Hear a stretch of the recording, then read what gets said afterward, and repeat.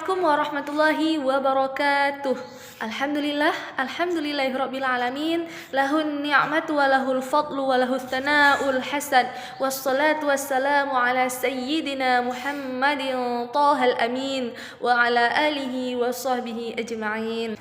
Baik anak-anak ibu semuanya, ibu ingatkan di awal pembelajaran pada hari ini untuk kita sama-sama mengikhlaskan diri niat karena Allah. Karena sesuatu yang dikerjakan tanpa niat ikhlas karena Allah, dia tidak akan memperoleh pahala dari Allah jika tidak diniatkan ikhlas karena Allah. Hari ini kita akan belajar materi tentang sifat-sifat wajib bagi Allah. Kita udah belajar 8 sifat, yaitu tentang sifat wujud, qidam, baqa, mukhalafatuhu lil hawadith, qiyamuhu bi nafsih, wahdaniyah, qudrah, iradah.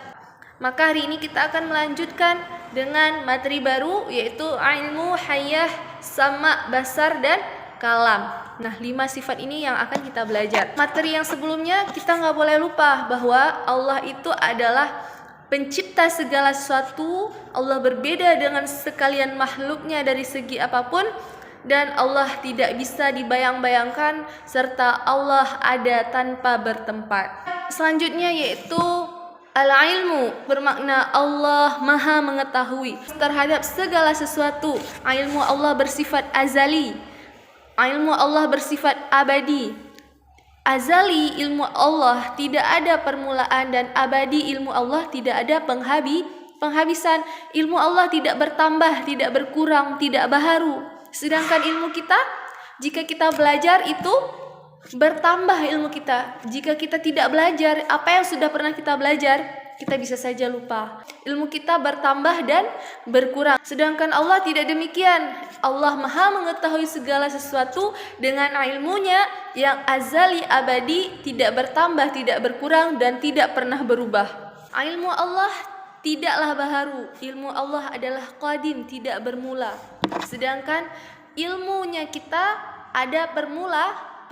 Kita tidak dilahirkan dalam kondisi berilmu. Ilmu Allah tidak sama dengan ilmu para ulama.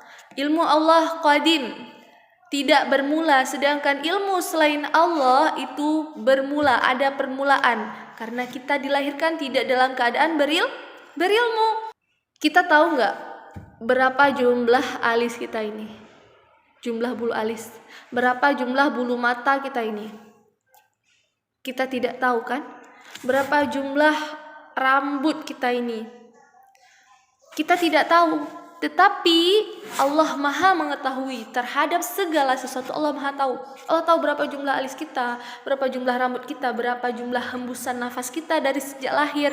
Bahkan Allah mengetahui siapa di antara kita yang akan masuk surga, siapa yang akan masuk neraka.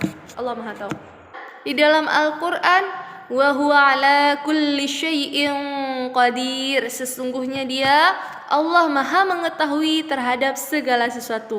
Mustahil Allah tidak mengetahui, mustahil Allah itu bodoh, karena bodoh adalah sifat yang lemah, tidak layak ada pada Tuhan. Kemudian sifat selanjutnya, Allah bersifat hayyah, al-hayyah, yang maha hidup. Mustahil Allah mati. Allah berfirman, Allahu la ilaha illa huwal hayyul qayyum. Sesungguhnya Allah, dia maha hidup. Tetapi hidup Allah tidak sama seperti makhluk. Hidup kita membutuhkan daging, tulang, roh, darah, sumsum, semuanya. Tetapi Allah hidup tidak sama seperti makhluknya dan tidak butuh sarana dan prasarana apapun. Kemudian Allah disifati dengan sifat sama, yaitu artinya mendengar. Allah maha mendengar segala sesuatu. Allah mendengar apa isi hati kita. Allah berfirman, wa huwas sami'ul alim. Dan maknanya yaitu, dan dialah yang maha mendengar lagi maha mengetahui. Tapi Allah itu mustahil tuli, karena tuli adalah sifat kekurangan. Gak layak bagi Allah adanya sifat tuli. Allah maha mendengar segala sesuatu, baik yang kita katakan, kita ungkapkan, atau yang kita sembunyikan dalam hati. Allah maha mendengar segala sesuatu. Kemudian Allah juga disifati dengan sifat basar, yang maknanya Allah maha melihat. Allah melihat tidak membutuhkan mata, tidak membutuhkan kelopak mata, tidak membutuhkan alis, tidak membutuhkan bola mata. Allah Maha melihat, tapi melihatnya Allah tidak sama seperti makhluk yang membutuhkan kepada segala sesuatu. Allah berfirman, "Wallahu basirum bima ta'malun." Yang maknanya Allah Maha melihat apa yang kami kerjakan. Kalau Allah memiliki sifat tidak bisa melihat, berarti itu sifat kekurangan, buta. Mustahil Allah buta. Kemudian Allah memiliki sifat kalam, berkata-kata atau berfirman. Namun kalamnya Allah lagi-lagi tidak sama seperti makhluknya. Namun kalamnya Allah tidak berbahasa, tidak bersuara, tidak berhuruf, tidak ada awalan dan tidak ada akhiran. Tidak berbahasa. Kalau kita manusia ini ada bahasanya, bahasa Indonesia, bahasa Aceh, bahasa Arab, ada bahasanya. Seperti yang Ibu ngomong ini, itu kan adalah sebuah bahasa. Kemudian tidak berhuruf. Kita manusia berkalam, berbicara menggunakan huruf-huruf. Ada huruf R, huruf H, U, R, U, F, huruf. Nah, kalamnya Allah tidak berhuruf-huruf dan tidak didahului oleh awalan. Kalau kalamnya kita ada awalannya. Kalau Ibu bilang awalan, ada A sebagai awalan. Kemudian jika Ibu berhenti, itu sebagai akhiran, berhenti. Nah, itu sebagai akhiran. Jadi kalamnya manusia ada awalan, ada akhiran. Begitupun dengan kalamnya makhluk-makhluk lainnya. Sedangkan Allah, kalam Allah tidak berhuruf, tidak bersuara, tidak berbahasa, tidak ada awalan, tidak ada akhiran. Dan tidak disifati dengan sifat-sifat makhluk yang lainnya. Kalam Allah terbagi pada dua, yaitu kalam lafzul munazzal dan kalam Allah yang zati. Nah, jadi Al-Quran itu adalah kalam Allah. Namun Bu, Al-Quran itu kan ada huruf, ada suara, ada bahasa. Ya, Al-Quran itu kalam Allah yang lafzul munazzal sebagai ibarah adanya kalam Allah yang zati secara zat. Sebagaimana Allah berfirman di dalam Al-Quran, wa kallamallahu Musa taklima, dan Allah telah berbicara kepada Musa dengan langsung. Nah, Allah berbicara kepada Nabi Musa. Namun kalamnya Allah itu tidak berhuruf, tidak berbahasa, tidak bersuara. Kalamnya Allah berbeda dengan makhluknya.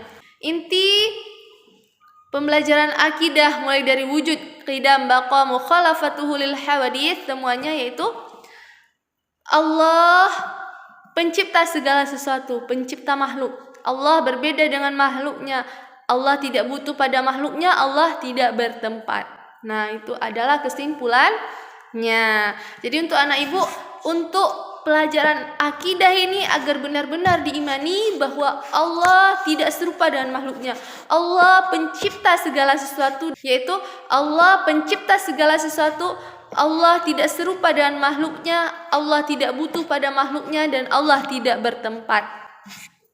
Untuk hari ini pembelajarannya kita pada hari ini semoga bermanfaat dan tidak hanya sampai kepada kepala kita, enggak hanya lewat dari kuping kiri, lewat kuping kanan, tapi dari pendengaran, penglihatan semuanya, dari akal kita, kepala kita ini turun ke hati untuk diingat dan disimpan, diimani dan dibawa menjadi bekal untuk kematian kita. Ini adalah iman. Ini adalah perkara yang dibawa oleh Rasulullah, yaitu akidah. Rasulullah menganut kepercayaan tentang Allah bahwa Allah tidak serupa dengan makhluknya sebagaimana yang telah kita belajar pada hari ini. Sekian Ibu tutup. Wabillahi taufik wal hidayah. Wassalamualaikum warahmatullahi wabarakatuh.